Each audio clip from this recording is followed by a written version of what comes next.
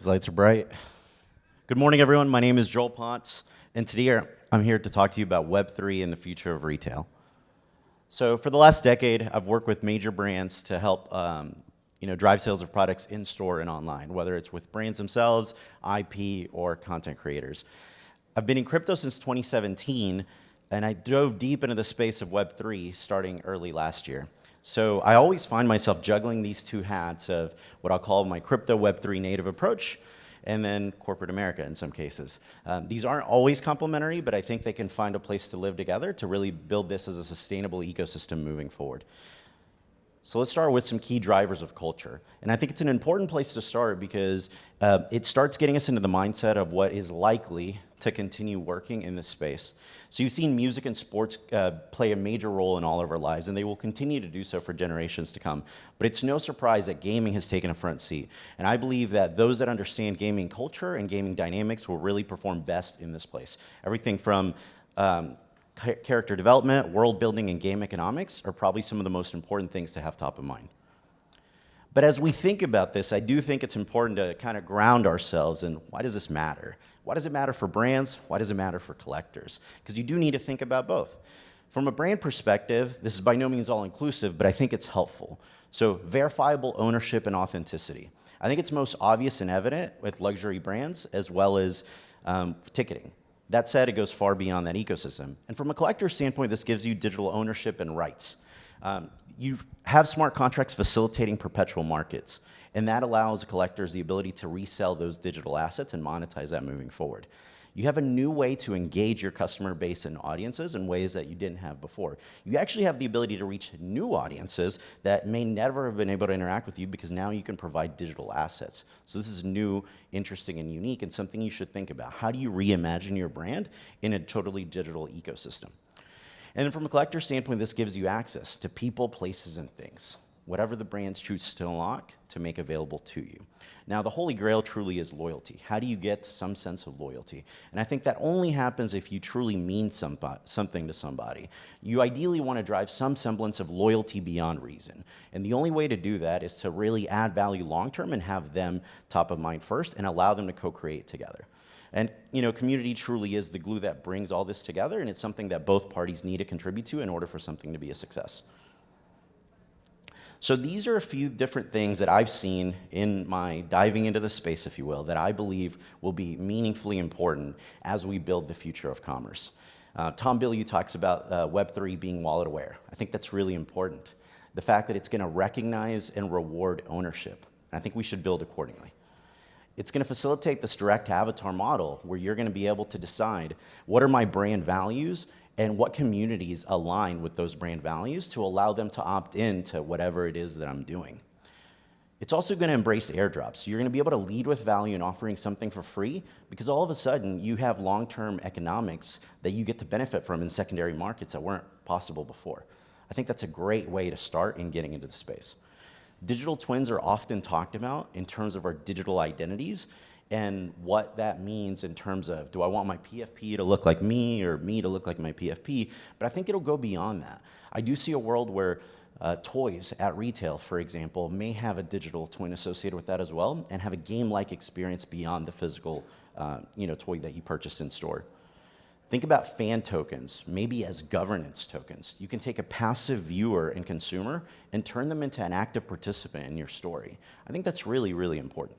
And as silly as the concept phygital is, I do think it's important. And I think the crew of Artifact Studios did a hell of a job of initially launching an NFT, in this case some of these sneakers, having a period of time where people were able to say, hey, I'm raising my hand, I want one of those physical things. So then they produced exactly the amount that they needed to. Therefore, it was a much more seamless process in terms of the supply chain, and they raised all the funding prior to even manufacturing these.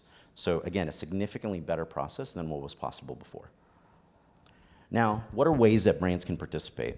High level, sponsorship, partnership, acquisition, and building your own. Now, more than likely, most brands over time will do some version of all of these.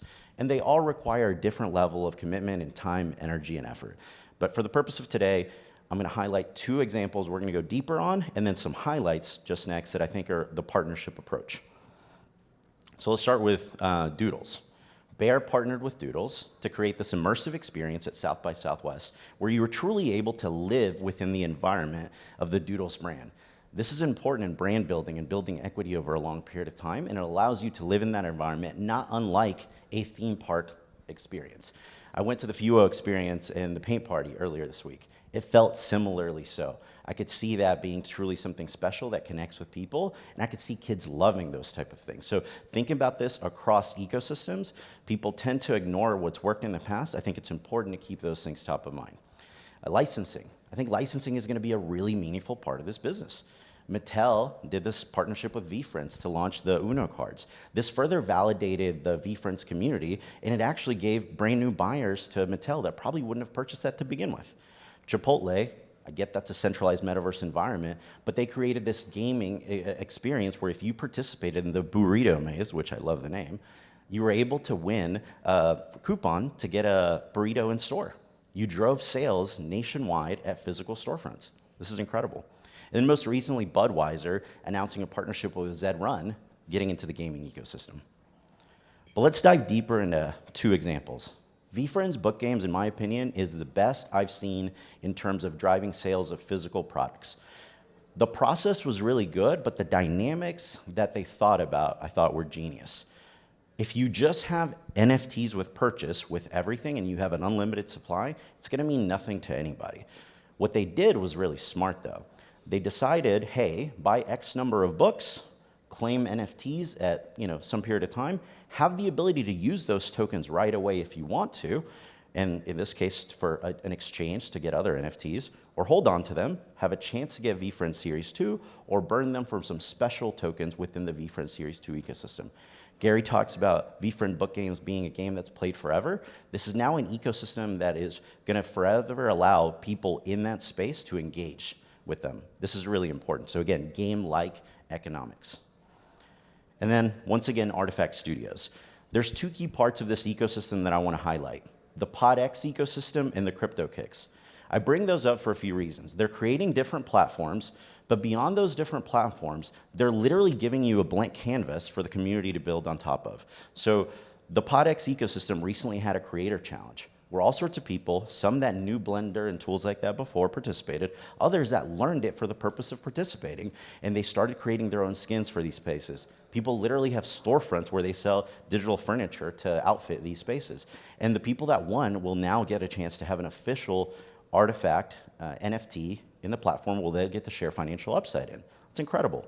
A similar thing will likely happen with CryptoKicks, and you're starting to see people dive into learning Blender and creating their own skins and things like that. Again, the brand is not doing this by themselves. They get to build this with the community.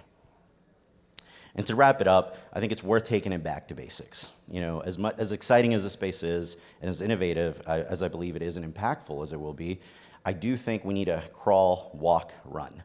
I'm seeing too many both individuals and brands diving into execution right away before truly educating their employee base or themselves as individuals in terms of security measures, or what is Web3 and why does it matter?